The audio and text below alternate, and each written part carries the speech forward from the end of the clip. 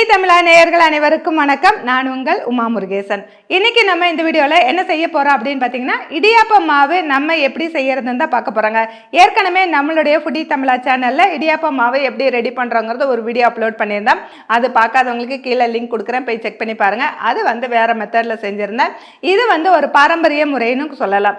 இந்த முறையில் எப்படி இடியாப்ப மாவு நம்ம ரெடி பண்ணி எப்படி பக்குவப்படுத்தி இதை எப்படி ஸ்டோர் பண்ணுறது அப்படிங்கிறத ஃபுல் அண்ட் ஃபுல்லாக இந்த வீடியோவில் சொல்லியிருக்கேன். வீடியோவை கடைசி வரைக்கும் பாருங்க.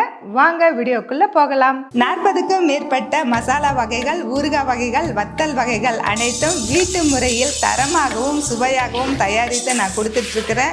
இது உலக நாடுகள் அனைத்துக்குமே நம்ம கொரியர் மூலமா அனுப்பி வச்சுட்டு இருக்கிறோம். இது தேவைப்படுறவங்க கீழே இருக்கிற வாட்ஸ்அப் நம்பருக்கு வாட்ஸ்அப் பண்ணுங்க. இப்போ இடியாப்ப மாவு செய்யறதுக்கு பச்சரிசி தாங்க நம்ம எடுத்துக்கணும். நம்ம மாவு பச்சரிசி எடுத்துக்கலாம். நான் இப்போ எடுத்திருக்கிறது ரேஷன் பச்சரிசி தான் எடுத்திருக்கேன். இது 2 கிலோ எடுத்திருக்கோம். இதை நல்லா ஒரு 5 முறை 6 முறை நல்லா கழுவுனுங்க. நல்லா கழுவுனதுக்கு அப்புறமா கிட்டத்தட்ட 1 மணி நேரம் ஊற வச்சுட்டு அதுக்கப்புறம் என்ன செய்யறதுன்னு பார்க்கலாம்.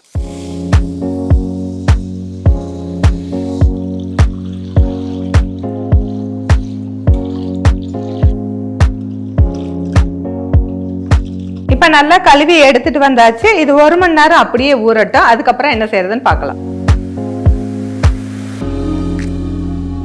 இப்போ இந்த பச்சரிசி ஊற வச்சு 5 மணி நேரம் ஆயிடுச்சு. நல்லா ஊறி வந்திருக்கு. இதை ஒரு காட்டன் துணியில தண்ணியை வடிச்சிட்டு காய போட்டுக்கலாம்.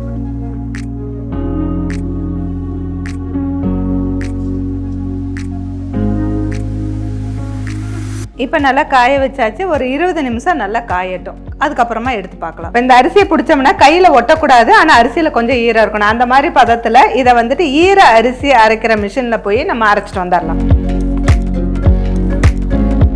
ஈர அரிசி அரைக்கிற மிஷின்ல நம்ம போய் இந்த அரிசியை அரைச்சி எடுத்து வந்திருக்கோம். இப்ப பாருங்க, இந்த அளவுக்கு இருக்கும் மாவு.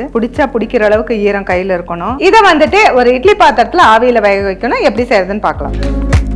இட்லி பாத்திரத்துல தண்ணி ஊற்றி வச்சிருக்கோம். மேல ஒரு ஸ்டீமர் பிளேட் வச்சாச்சு, மூடி வச்சிருக்கோம். தண்ணி கொதிக்கட்டும். அதுங்களாட்டி இந்த மாவை ஒரு துணியில கட்டிக்கலாம். துணியை விரிச்சு போட்டு அதுல போட்டு கட்டிக்கலாம். நான் ஒரு காட்டன் துணியை நினைச்சு போட்டிருக்கேன். அதுல இந்த மாவு போட்டுக்கலாம்.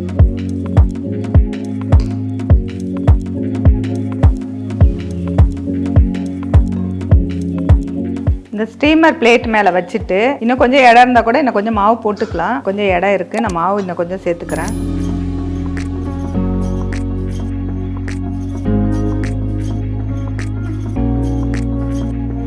இந்த அளவுக்கு மாவு சேர்த்துட்டு அப்படியே மூடி வச்சுக்கலாம். மூடி போட்டு ஒரு 10 நிமிஷம் அப்படியே வேகட்டும்.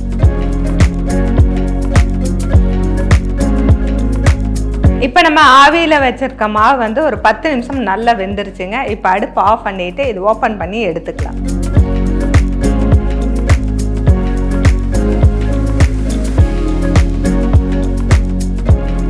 இது அப்படியே நம்ம ஓப்பன் பண்ணி எடுத்தோம்னா இது கொஞ்சம் கட்டி கட்டியாக தான் இருக்கும். இப்படி உடச்சி விட்டுக்கலாம். உடச்சி விட்டுட்டு நல்லா சூடு ஆறணும்.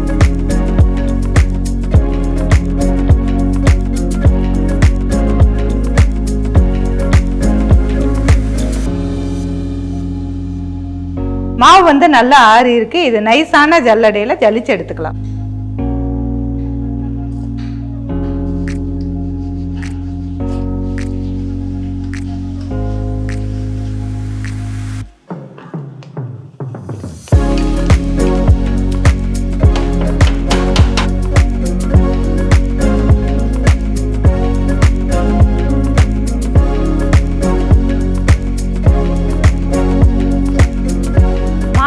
நல்லா ஜலிச்சிருக்கோம். இது இன்னும் நல்லா கொஞ்சம் ஈரமாக இருக்குது. நம்ம வேக வச்ச உடனே கொஞ்சம் காஞ்ச உடனே நம்ம அரைச்சிட்டோம்.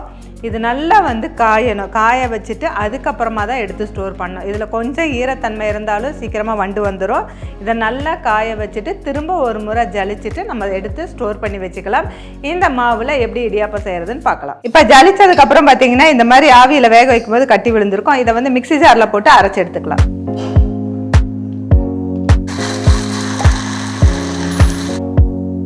மிக்ஸியில் நம்ம அரைச்சிட்டோம். இதை மறுபடியும் ஜலிச்சுக்கலாம்.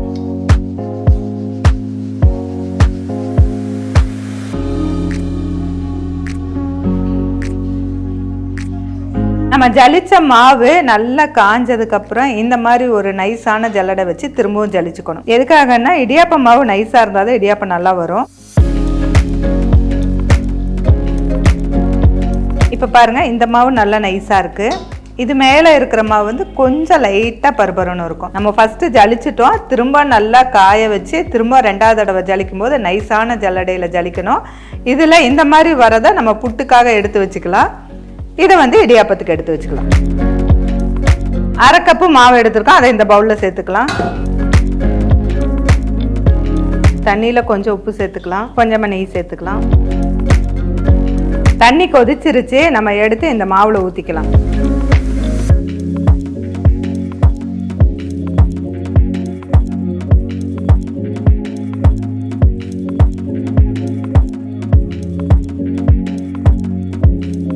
மாவு பிசைஞ்சது பாருங்க, ரொம்ப நைஸா இருக்கணும். மாவு நைஸா இல்லைன்னா இடியாப்பம் நல்லா வராது. மாவு வந்து ஒரு 2-3 தடவையாவது நல்லா ஜலிச்சுக்கணும். இடியாப்ப அச்சில வந்து இதை போட்டுக்கலாம்.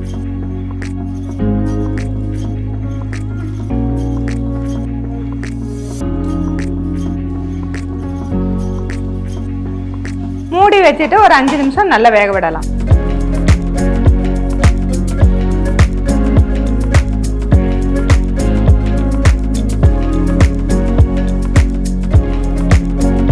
இது சூடா இருக்கும் போதே இந்த பனை ஓலையிலேருந்து எடுத்தோம்னா நல்லா எடுக்க வந்துடும்.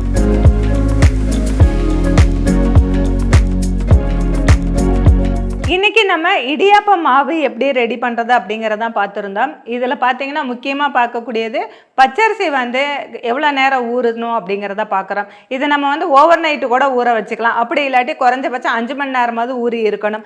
அந்த மாதிரி ஊறின அரிசியை காய வச்சுட்டு ஈர அரிசியை அரைக்கும் பொழுது ரொம்ப ரொம்ப நைஸாக அரைக்கணுங்க. எந்த அளவுக்கு ஃபைன் பவுடராக இருக்கோ அந்த அளவுக்கு தான் இப்போ இடியாப்பம் வரும். ரொம்ப நைஸாக அரைச்சதை நம்ம வேக வச்சுட்டு ஜலிச்சுட்டு, இந்த ஜலிச்ச மாவு வந்து ஒரு 2 நாளைக்கு நல்லா காயணும். அப்போ வந்து இது கொஞ்சம் நம்ம வேக வச்சு உடனே ஜலிச்சனால ஈரமாக தான் இருக்கும். இதை வந்துட்டு 2 நாளைக்கு அப்படியே நம்ம வந்து டேபிள் மேலே ஒரு ஃபேன் காற்றுல உள்ளே வச்சுக்கலாம். அப்படி இல்லாட்டி வெயிலில் கூட காய வச்சுக்கலாம்.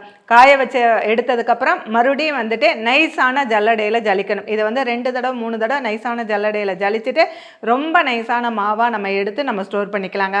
இந்த மாதிரி பக்குவமாக எடுத்து வச்சுக்கிட்டோம்னா இடியாப்பம் ஈஸியாக வரும். அதுலேயே வந்து கொலக்கட்டையும் நம்ம செஞ்சுக்கலாம். அதுக்கு அடுத்தது பார்த்தீங்கன்னா புட்டும் நம்ம செஞ்சுக்க முடியும். எந்த அளவுக்கு மாவு நைஸாக இருக்கோ அந்த அளவுக்கு தான் இடியாப்பம் வரும். மாவு நைஸாக இல்லைன்னா இடியாப்பம் கண்டிப்பாக உதிரி உதிரியாக தான் வரும், ஒன்றா சேர்ந்து வராது. நீங்களும் இது மாதிரி வீட்டில் ட்ரை பண்ணி பார்த்துட்டு கீழே கமெண்ட் செக்ஷனில் கமெண்ட் பண்ணுங்கள். இந்த வீடியோ பிடிச்சிருந்தா லைக் பண்ணுங்கள், ஃபுடி தமிழை ஃபாலோ பண்ணுங்கள்.